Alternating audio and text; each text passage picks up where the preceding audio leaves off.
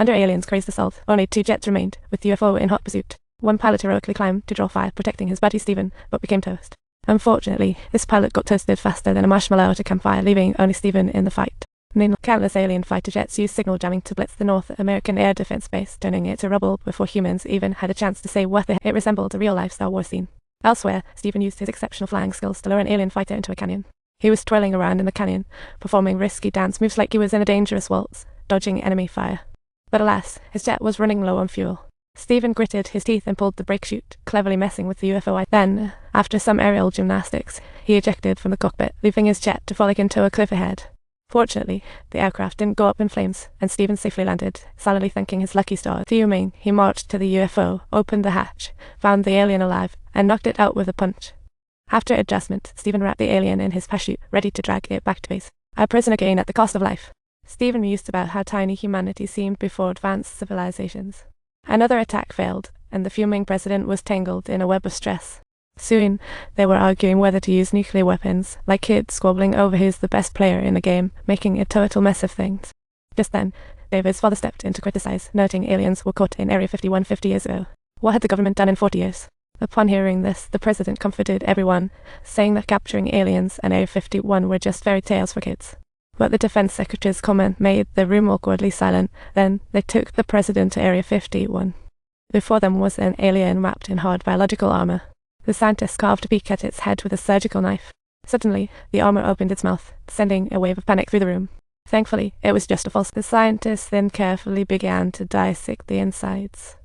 After the alien's true form was revealed, everyone was stunned, thinking it was game over. Meanwhile, an assistant noticed the alien's finger twitching, but he was completely oblivious to the impending doom. As they locked eyes, the alien suddenly opened its eyes, launching a psychic attack that turned the lab into pure chaos. As the smoke cleared, the alien finally showed its true form, and the president attempted to negotiate with it. The president urged peace and coexistence, not knowing the alien had already set its sights on human extinction. During their chat, the president saw the alien's eyes and got blasted by its brainwave, leaving him with a splitting headache. To save the president, the others quickly opened fire, taking down the alien, allowing the president to finally catch a breather.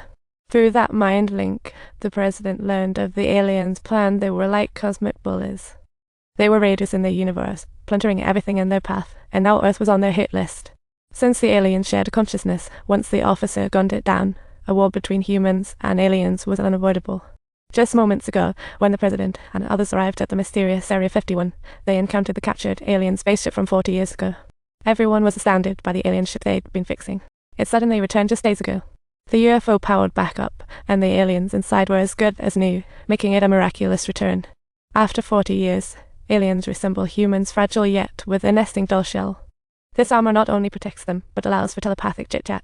Beyond that, they kept striking out on what else they knew.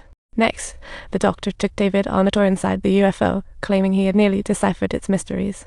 Except for the graphs on the screen, which stumped him for 40 years. Talk about hitting a wall.